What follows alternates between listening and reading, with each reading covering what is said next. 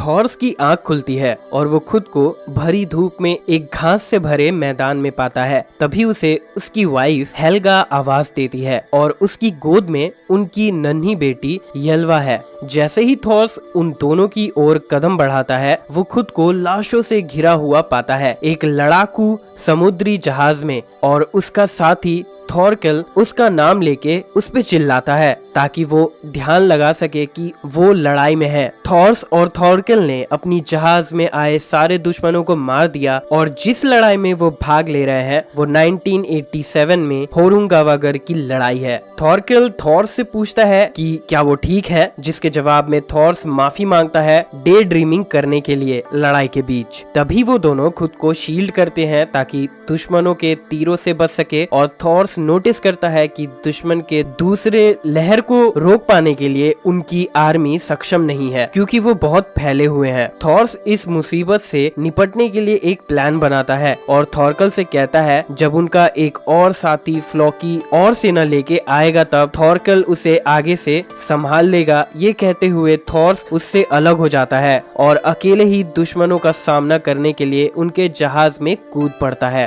थॉर्स आसानी से दुश्मनों को मारने लगता है और देखता है जिसे वो मार रहा होता है वो अपने फैमिली को याद करके उनसे माफी मांग रहा होता है क्योंकि वो अब वापस नहीं जा पाएगा। थॉर्स इस इंसिडेंट को होते देख इतना खो जाता है कि दुश्मन का एक तीर सीधा उसके कंधे पे आके लगता है और ढेरों दुश्मन थॉर्स को मारने के लिए उस जहाज पर चढ़ाते हैं। उनमें से एक अपनी तलवार निकालने की कोशिश करता है, तभी थॉर्स उसे पकड़ते हुए खुद को भी समुद्र में गिरा लेता है। पानी के अंदर दोनों लड़ते हैं और थॉर्स उसकी तलवार चुरा के उसे मार देता है और तलवार को पानी में ही छोड़कर किनारे की ओर तैरने लगता है। जब वो किनारे तक पहुंचता है वो बहुत थक चुका होता है और बिना पीछे देखे ही वो लड़ाई को बीच में छोड़कर आगे बढ़ने लगता है। और अगले ही पल सीन चेंज होता है और दिखता है एक बच्चा किसी बर्फीले इलाके में पानी भरते हुए। पानी भर के वो घर जाता है तो एक लड़की बुनाई कर रही होती है और उस बच्चे को देखते ही कहती है थॉरफिन, क्या तुम भेड़ों को चारा देके गाय से दूध निकाल लाओगे? वो बच्चा इन सब कामों के लिए बहुत छोटा होने के बावजूद भी जाता है और काम करके वापस आते वक्त समुद्र की ओर उड़ती एक चिड़िया उसका ध्यान समुद्र की लहरों की तरफ खींचता है और उन लहरों को देखते हुए वो किसी इमेजिनेशन में खो जाता है। और वो बच्चा कोई और नहीं थॉर्स का बेटा होता है और वो लड़की जो बुनाई कर रही थी वो थॉर्स की बेटी यल्वा थी। अब रात हो चुकी थी और सारे बच्चे इकट्ठे हुए थे थॉर्स के घर में कहानियां सुन रहे थे लीफ एरिक्सन से, जो अपने सी एडवेंचर के बारे में बता रहा था कि कैसे उसने मार्कलैंड छोड़ने के बाद जब वो अपने साथियों के साथ साउथ की ओर अपनी जर्नी में था तो उन लोगों को एक नया महाद्वीप मिला। लीफ ने इस नई जगह के बारे में बताते हुए कहा कि ये जगह घास के मैदान से भरा हुआ है और फलदार पेड़ों से, और उस जगह को उन लोगों ने विनलैंड नाम रखा है। ये सुन के थॉरफिन लीफ की तारीफ करता है और बच्चे उसे विनलैंड के बारे में और ज्यादा पूछने लगते हैं। तो लीफ बताता है कि विनलैंड आइसलैंड के मुकाबले काफी बड़ा और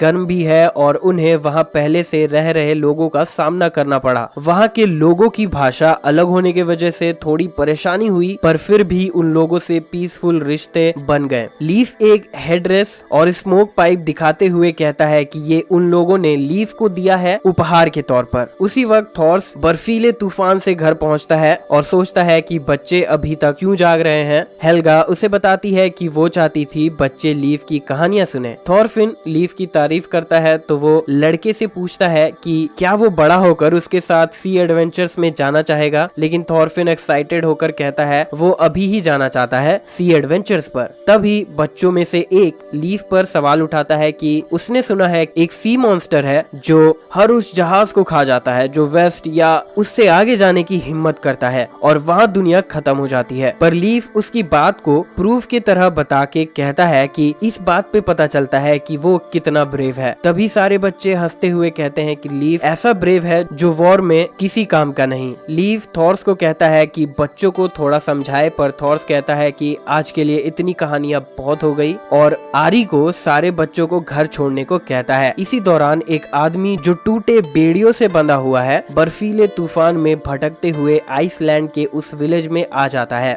बच्चों के चले जाने के बाद लीफ और थॉर्स ग्रीनलैंड में ठंड के बारे में बातें करते हैं, जिससे कई लोगों की मौत हो गई। लीफ का मानना है कि इस बार ठंड ज्यादा पड़ेगी, जिससे सारे पालतू जानवर मर जाएंगे। तभी यल्वा अपने 2 भेड़ों के साथ घर पहुंचती है, जो ठंड के कारण कमजोर हो रही हैं। लीफ यल्वा को गर्म करने की पेशकश रखता है, जिस पे यल्वा बहुत ही गुस्से से उस पर चिल्लाती है और अपनी माँ हेल्गा से कहती है सो जाने, ताकि उन्हें एक और बार सर्दी ना लग जाए। तो हेल्गा कहती है कि वो ठीक है और उसकी मदद करना चाहती है भेड़ों को बांधने में। लीफ थॉर्स को बताता है कि आइसलैंड में जिंदगी बहुत मुश्किल है और थॉर्स इस पे हामी भरते हुए हाँ कहता है। लीफ का कहना है कि एक दिन में इतनी ठंड पड़ेगी तो कोई नहीं बचेगा, और कहता है कि उसका भाई थॉरवाल्ड ग्रीनलैंड छोड़ रहा है और वो अपने पहले दौर की जर्नी कर चुका है। उधर थॉरफिन सपना देख रहा है कि वो एक सेलर है जो विनलैंड जा रहा है और सी मॉन्स्टर का सामना करता है, लेकिन अचानक उसकी नींद खुल जाती है जब यल्वा उस पे लिपट कर सो जाती है। थॉरफिन जाग जाता है और यल्वा से उसे अपने बिस्तर पर सोने को कहता है, क्योंकि थॉरफिन के बिस्तर पे ज्यादा जगह नहीं बचती है यल्वा के सोने की वजह से। तभी थॉरफिन देखता है कि उसके फादर और लीफ अभी तक बातें कर रहे हैं, तो यल्वा उसे बड़ों के बातों की चिंता ना करते हुए सोने को कहती है। अगली सुबह थॉर्स और यल्वा घर की छत से बर्फ हटा रहे होते हैं। तब यल्वा शिकायत करती है कि उन्हें एक नौकर रख लेना चाहिए, क्योंकि माँ बीमार रहती है और उसे घर के कामों में उनकी मदद करनी होती है। थॉर्स ये कहते हुए मना कर देता है कि हर साल यही शिकायत रहती है, लेकिन बिना नौकर के भी उनका परिवार जिंदा है। यल्वा अपने फादर को अजीब बोलते हुए फिसल कर गिर जाती है। उठने की कोशिश में यल्वा को कुछ महसूस होता है और वो जल्दी से बर्फ हटाने लगती है और उसे एक बेहोश आदमी दिखता है जो टूटे बेड़ियों से बंधा हुआ था। उधर लीफ अपने जहाज को पेंट कर रहा होता है और उस पे थॉरफिन बैठा हुआ उससे सवाल करता है कि क्या उसकी बताई कहानियां सच थी। लीफ गुस्से में कहता है कि वो बहुत ईमानदार है, पर थॉरफिन कहता है कि अगर उसे जहाज में सवारी करने मिलेगी तभी वो विनलैंड सागा की कहानी को सच मानेगा। लीफ इस पे कहता है कि जाओ अपने फादर के लड़ाकू जहाज में सफर करो, पर थॉरफिन को पता है उसके फादर कभी भी उसे जाने नहीं देंगे जहाज पे। लीफ कहता है कि थॉर्स उसे बचाना चाहता है क्योंकि सी में बहुत खतरा है। लीफ बताता है कि जब वो जवान था तब उसका जहाज पूरे 1 महीने के लिए बार्थील्ड के पास बर्फ के बीच फंस गया था, क्योंकि वो बहुत केयरलेस था। उनके और उनके साथियों के पास जल्द ही सारे राशन खत्म हो गए, जिसकी वजह से उन्हें बर्फ तक खानी पड़ी थी। फिर जब बर्फ की वजह से उनका जहाज पूरी तरह तबाह हो गया, तब उन लोगों ने चल के वहाँ से निकलने का फैसला किया, लेकिन सिर्फ 2 रात चलने के बाद लीफ को पता चला कि उसके सारे साथी मर चुके हैं। ये सुनते हुए थॉरफिन समुद्र की तरफ देखते हुए कहता है कि वो लोग नॉर्थ में इतनी दूर क्यों आए थे रहने के लिए। लीफ उसे बताता है कि उसके एंसेस्टर्स पहले नॉर्वे में रहते थे, पर एक दिन वहाँ एक हेराल्ड नाम के एक पावरफुल आदमी खुद को वहाँ का किंग बना लेता है और कहता है जो यहाँ रहना चाहता है वो अपनी सारी संपत्ति राजा को देके उसके गुलाम बन जाए या फिर नॉर्वे छोड़कर चले जाएं। और तभी उनके एंसेस्टर्स आइसलैंड में आके बस गए और तब से यही हैं। ये सुनकर थॉरफिन चिढ़ के लीफ को झूठा कहते हुए घर की तरफ चलने लगता है। उधर थॉर्स उस बेहोश आदमी को घर के अंदर लेकर आता है और हेल्गा से गर्म पानी करने को कहता है और खुद उसे होश में लाने की कोशिश में लग जाता है। हेल्गा ध्यान देती है कि ये कोई गुलाम है जो अपने मालिक से भाग के आया है। तब वो कहती है कि इसका हमें इलाज नहीं करना चाहिए, नहीं तो इसका मालिक हमारे गांव में आकर सबको परेशान करेगा। तभी थॉरफिन वहां पहुंचता है और अपने फादर को बताना चाहता है कि लीफ ने क्या कहा उससे, लेकिन उस आदमी को देख के वो कुछ नहीं कह पाता। तभी एक आदमी थॉर्स के पास आके कहता है कि हाफडॉन 30 लोगों के साथ आया है और किसी गुलाम के बारे में पूछ रहा है। वो जल्दी आए क्योंकि वही उसे संभाल सकता है, कहीं लड़ाई ना शुरू हो जाए। उधर हाफडॉन के लोग और गांव के लोगों में बहस होने लगी। ये बहस लड़ाई में बदलती कि हाफडॉन अपने उस आदमी को खुद ही मार देता है और फिर दोबारा पूछता है उस गुलाम के बारे में। अगले ही पल वो थॉर्स के घर पहुंचता है और यल्वा कहती है कि वो लोग बस उस गुलाम को ठीक कर रहे थे ताकि उसे वापस कर सके। तब थॉर्स कहता है कि इस गुलाम की क्या कीमत है। हाफडॉन कहता है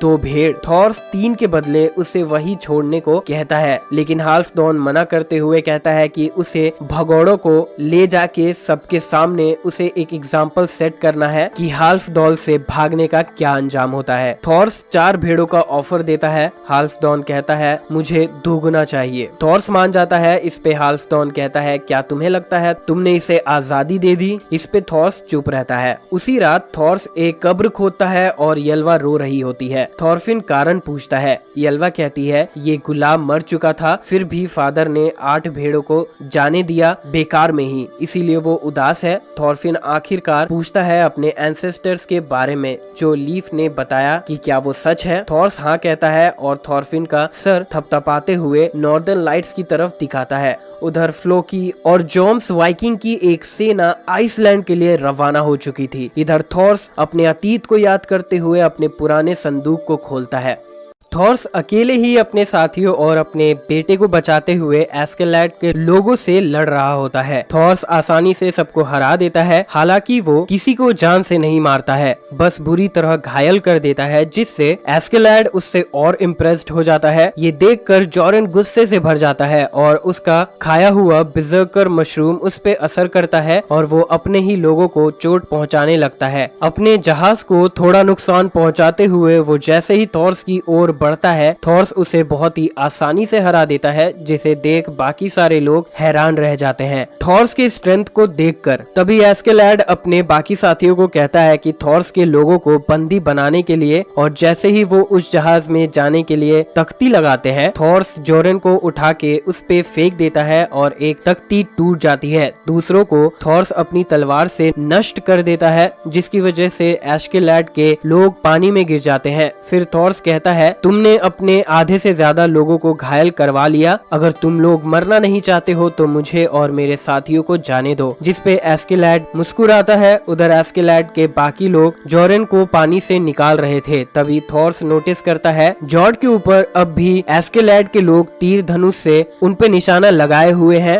और उनका जहाज बहुत करीब आ चुका है। तो वो एस्केलैड की ओर तलवार करके पूछता है कि तुम ही इनके कप्तान हो, और उसे ओडिन के नाम पे एक डुएल फाइट के लिए चैलेंज करता है, ये कहते हुए कि अगर एस्केलैड जीतता है तो वो जो चाहे ले सकता है, लेकिन अगर थॉर्स जीतता है तो बस एस्केलैड अपने लोगों को लेके वापस चला जाएगा, यही शर्त है। एस्केलैड हंसता है और पूछता है कि तुम्हें कैसे पता मैं कप्तान हूँ इनका? थॉर्स कहता है ट्रोल ऑफ जॉम्स ये पता स्मेल से कर लेता है। एस्केलैड थॉर्स के जहाज पर कूदता है, फिर दोनों की फाइट शुरू होती है। एस्केलैड कड़ी टक्कर दे रहा होता है और थॉर्स की छाती पर एक कट देता है, जिस पे थॉर्स उसकी तारीफ करता है और फिर पहले से दोगुनी ताकत के साथ हमला करता है और उसके कंधे को घायल करके उसका तलवार गिरा देता है। और अब उसकी गर्दन थॉर्स के तलवार के नोक पर थी और वो ये लड़ाई हार चुका था, लेकिन अपने लोगों के सामने हार मानने से इनकार करते हुए कहता है जब तक तुम मुझे जान से नहीं मारोगे ये फाइट खत्म नहीं होगी। पर थॉर्स चाहता था कि एस्केलैड सरेंडर कर दे। उधर घायल जॉरेन खुद को संभाल लेता है और इधर एस्केलैड थॉर्स की तारीफ कर रहा होता है। तब थॉर्स कहता है कि एक असली योद्धा वो होता है जिसे हथियार की जरूरत ना पड़े। एस्केलैड थॉर्स को अपनी बातों में फंसाए रखता है। तभी जॉरेन कूद के थॉरफिन को बंधक बना लेता है और थॉर्स से उसकी तलवार नीचे रखने को कहता है, जिस पे थॉर्स निराश होकर कहता है कि मुझे तुम लोगों पे भरोसा नहीं करना चाहिए था, तुम्हें मेरे बारे में इतना पता है, जरूर तुम्हें फ्लॉकी ने भेजा होगा। जिस पे एस्केलैड कहता है मुझे फर्क नहीं पड़ता, मैं तो बस तुम्हें मारने आया था। और इसी के साथ एस्केलैड अपने लोगों को इशारा देता है और फिर तीर थॉर्स को चीरते हुए उसके शरीर में घुस जाता है, जिसे देखते हुए थॉरफिन निराश होकर जोर से चिल्लाता है। इतने तीर लगने के बावजूद थॉर्स बहुत ही आराम से एस्केलैड से कहता है कि वो लड़ाई की शर्तों को माने और उसके बेटे और बाकी लोगों को जाने दे, जिस पे एस्केलैड मान जाता है और अपने पूर्वज एस्टोरियस की कसम खाता है और अपनी बात पूरी करता है। उधर थॉर्स जॉरेन से कहता है कि मैंने तुम्हारे लोगों को अपनी जान दे दी, अब मेरे बेटे को छोड़ दो। जैसे ही थॉरफिन छूटता है वो अपने फादर को गले लगा लेता है।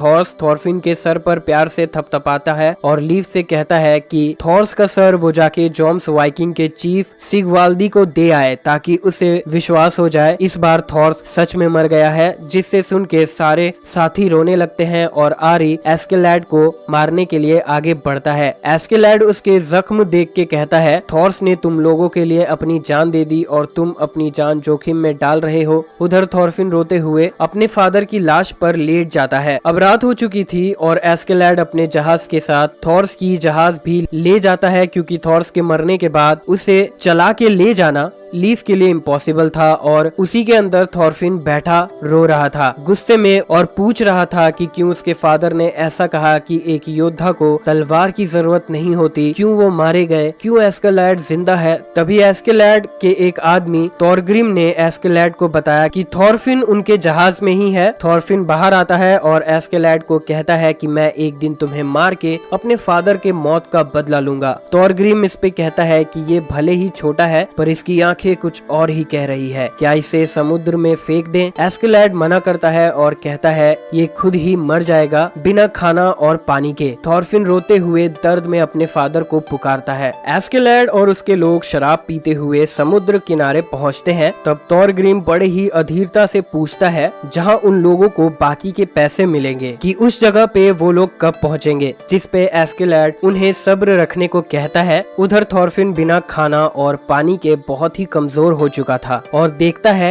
एस्केलैड के सारे लोग जंगल की ओर जा रहे हैं। वो भी पीछे जाता है पर एक ऊंची जगह से फिसलकर गिर जाता है और बेहोश हो जाता है। उधर एस्केलैड के लोग एक गांव को लूट रहे होते हैं और कोशिश करते हैं किसी और बाहर वाले को भनक न लगे, नहीं तो उन्हें दिक्कत हो सकती है। तभी थॉरफिन को होश आता है और जैसे तैसे खुद को संभालते हुए वो खुद को एक बड़े से तालाब के पास पाता है। उस तालाब से पानी पीने के बाद उसे थोड़ी उम्मीद नजर आती है। अब रात हो चुकी थी और एस्केलैड के लोग आग जला के बैठे हुए थे और एस्केलैड अपने टेंट में सोया हुआ था। इस बात का फायदा उठाते हुए थॉरफिन एस्केलैड के एक साथी का तलवार चुरा लेता है और एस्केलैड के टेंट में घुस जाता है उसे मारने के लिए। लेकिन थॉर्स का बेटा होने की वजह से उसे ये गलत लगता है किसी को सोते हुए मारना, क्योंकि उस वक्त दुश्मन निहत्था होता है। ये सोचकर वो वहाँ से चला जाता है। अगली सुबह एस्केलैड जब जॉरेन के साथ वॉक पर होता है तब वो बहुत थका हुआ दिखता है।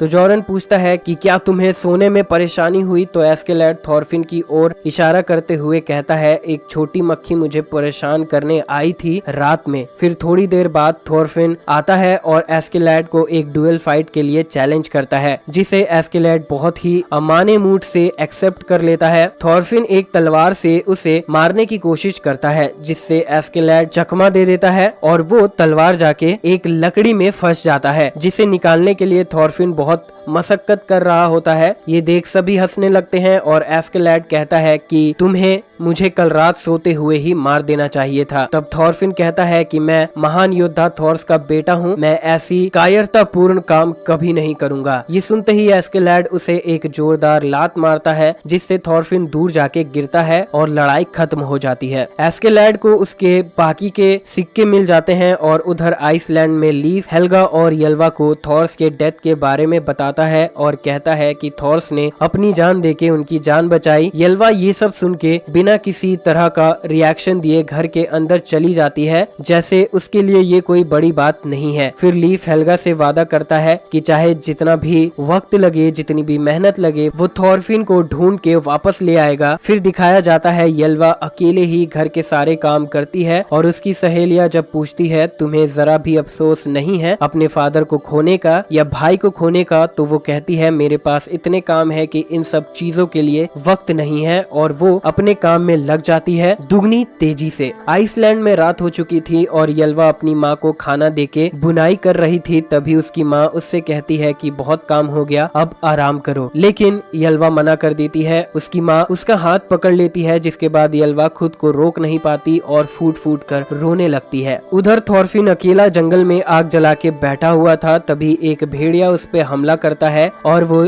जाने अनजाने में उस भेड़िए को मार देता है। फिर अगले दिन वो प्रैक्टिस शुरू कर देता है तलवार चलाना सीखने के लिए और धीरे धीरे वो बेहतर होता जाता है। जहाँ वो कई दिनों तक भूखे पेट या दूसरों के चुराए हुए खाने से पेट भरता था, अब वो खुद से शिकार करने लगा। और एक सुबह जब एस्केलैड और उसके लोग उस जगह से जा रहे होते हैं, वो फिर से एस्केलैड को एक डुएल फाइट के लिए चैलेंज करता है। जोरेन मजाक में कहता है तुम्हें उसे एक मौका देना चाहिए। इस बार थॉरफिन पहले से काफी अच्छा हो चुका था, लेकिन एस्केलैड के सामने अब भी एक बच्चा था। वो उसके सारे वार से बचते हुए एक लात मारता है। थॉरफिन दूर जाके गिरता है। एस्केलैड उसे लगातार मारता है और फिर वापस जाने लगता है। तभी थॉरफिन उसे अपने खंजर को फेंक कर मारता है, लेकिन फिर भी वो चूक जाता है। लेकिन इस बार एस्केलैड उसके अंदर एक वॉरियर को देख के प्रभावित हो जाता है और थॉरफिन से कहता है कि अपने आप को प्रूव करो जंग के मैदान में, फिर मैं तुम्हें एक प्रॉपर डुएल फाइट का मौका दूंगा। और थॉरफिन मान जाता है